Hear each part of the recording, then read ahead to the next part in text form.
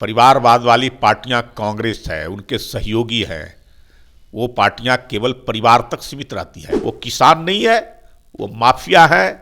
वो कहीं ना कहीं जो है से किसानों को हकमारी करने का काम करते हैं। जो खेतों में काम कर रहे हैं और उनको भरपेट भोजन करने का काम, उनकी समस्याओं को दूर कराने का काम ये मोदी सरकार कर रही। जन विश्वास रैली में कोई संख्या नहीं थी, गांधी मैदान के आधा भी संख्या नहीं, सड़क के खाली थी। इस बार जिस प्रकार का उनका जो कारनामा है, उस कारनामे के कारण जो है से पूरी तरह से ध्वस्त हो जाएंगे, समाप्त हो जाएंगे। सब सपना देखते रहेंगे आरजेडी, इसलिए कि आरजेडी की तो जमीन समाप्त हो गई।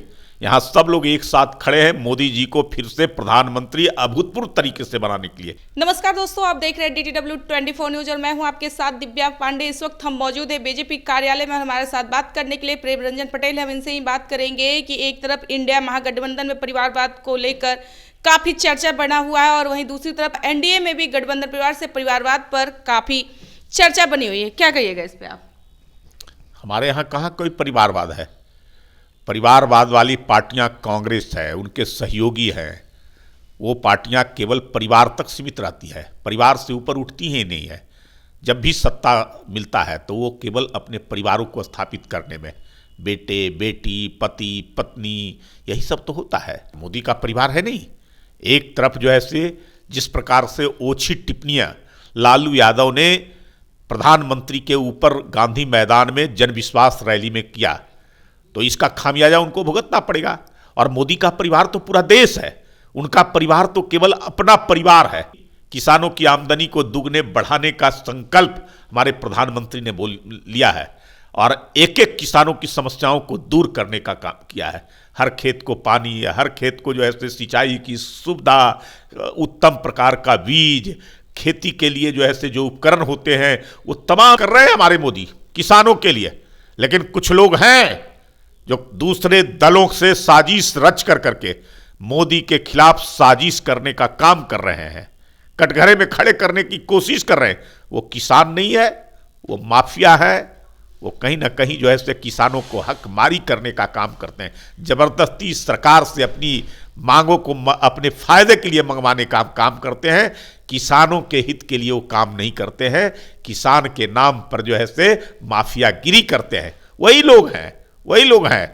किसान तो वो है कमजोर वर्ग के लोग जो खेतों में काम कर रहे हैं और उनको भरपेट भोजन करने का काम, उनकी समस्याओं को दूर कराने का काम ये मोदी सरकार कर रही है। 80 करोड़ जनता को आज प्रधानमंत्री अन्न योजना के तहत देने का काम कर रहे हैं। आज किसानों को जो 12 करोड़ किसानों को किसान सम्मान निधि देने का काम, प्रति वर्ष 3 किस्तों में 6,000 रुपया, ये है। हर खेतों तक जो है से बिजली देने का काम, उनके घरों तक सौभाग्य योजना ट्रक के तहत बिजली का कनेक्शन देने का काम, जनधन खाता खुलवाने का काम 51 करोड़ से ज्यादा लोगों को करने का काम किया।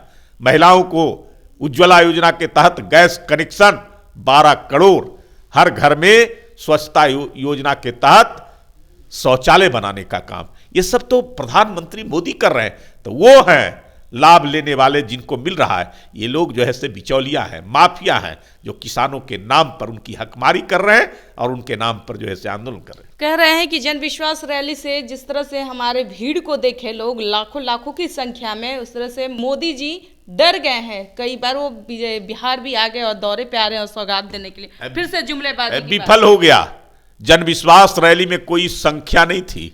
जितना बड़ा जो है से उन्होंने वायदा किया था, जिस प्रकार से कहा था कि पूरी गांधी मैदान भर जाएगी, और गांधी मैदान के आधा भी संख्या नहीं, सड़क के खाली थी। ये सबको जो है से केवल बरगला करके लाया गया था। लाल झंडे वाले ज्यादा उसमें थे और तेजस्वी पर कोई विश्वास नहीं, लालू के ऊपर कोई भरोसा नहीं, इसलिए वो लोग नहीं आए। उनको पता है बिहार की जनता को कि ये जब भी सत्ता मिलता है तो अपने लिए काम करते हैं, अपने परिवार के लिए काम करते हैं, लूट खसोट करते हैं, संपत्ति बनाना और बचाना, यही इनकी नीति है। तो इसलिए इन पर विश्वास भरोसा नहीं है किसी का, इसलिए लोग इनको छोड़ दिए, आए ही नहीं। पिछली बार इनको 0 पर आउट किया था बिहार की जनता ने, एक भी लोकसभा सीटें नहीं। कांग्रेस को गलती से 1 सीट आ गई थी, इस बार वो भी गलती नहीं पूरी होगी। तैयारी कर लिए हैं वो कुछ नहीं होगा ना तैयारी। इस बार जिस प्रकार का उनका जो कारनामा है, उस कारनामे के कारण जो है से पूरी तरह से ध्वस्त हो जाएंगे, समाप्त हो जाएंगे। और प्रधानमंत्री के ऊपर जिस प्रकार की ओछी टिप्पणी की है, इसका बदला बिहार की जनता लेने के लिए तैयार बैठी है। इनको चुनाव में जमीन में गाड़ देगी। अता पता भी चुनाव के बाद नहीं रहेगा इंडी गठबंधन के घटक दलों का। आज पीएम नरेंद्र मोदी जो है आज पहुंचे हैं बेतिया में, और वहीं पे आज देख लिया जाता है नीतीश कुमार उनके साथ रैली में नहीं पहुंचे, मंच पे साझा नहीं हुए। क्या 2 तारीख को प्रधानमंत्री आए थे बेगूसराय और औरंगाबाद, और उसमें मुख्यमंत्री साथ साथ थे, पूरी मजबूती के साथ थे। सरकारी कार्यक्रम था, कई सारी योजनाओं का उद्घाटन और शिलान्यास था। आज बेतिया के अंदर में कार्यक्रम है। मुख्यमंत्री को समय के अभाव के कारण नहीं जा सके, उनको विदेश जाना है आवश्यक कार्य बस बिहार के लिए एक बड़ी सौगात लाने के लिए, इसलिए जो है से नहीं जा सके। इसका कोई मायने जो है से अर्थ निकालना अनुचित होगा। कह रहे हैं लोग आरजेडी वाले कि नाराज चल रहे हैं, बीजेपी में कुछ खटपट हो रही है, बहुत जल्द उनकी अब सरकार। यही सब सपना देखते रहेंगे आरजेडी, इसलिए कि आरजेडी की तो जमीन समाप्त हो गई। यहाँ सब लोग एक साथ खड़े हैं मोदी जी को फिर से प्रधानमंत्री अभूतपूर्व तरीके से बनाने के लिए और बिहार की 40 लोकसभा सीट जिताने के लिए। यहाँ कहीं कोई जो है नहीं है, सबको भरोसा विश्वास मोदी के ऊपर है और रहेगा।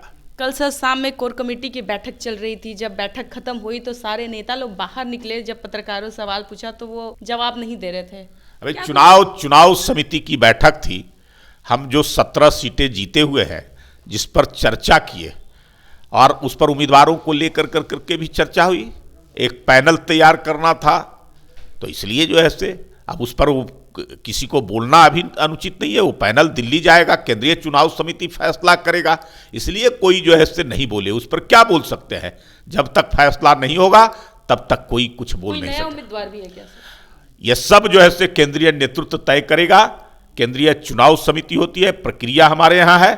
प्रदेश चुनाव समिति अनुशंसा करती है, केंद्रीय चुनाव समिति सारे चीजों को देख करके कौन जीतने लायक उम्मीदवार है, सब परिस्थितियों के अनुसार वो निर्णय लेती है, तो वो अंतिम मोहर लगाएगी। ये हमारे साथ प्रेम रंजन पटेल थे, जो कह रहे हैं कि बीजेपी में खटपटें चल रही हैं, लगता है कि फिर से सरकार टूटेगी उनकी। लेकिन अब वीडियो के माध्यम से आप लोग अगर वीडियो हमारा देख रहे हैं तो आपकी इनकी बातों से कितने सहमत है, असहमत है, कमेंट बॉक्स में प्रतिक्रिया जरूर दर्ज कीजिएगा। आप लोग देख रहे थे DTW 24 न्यूज़। धन्यवाद।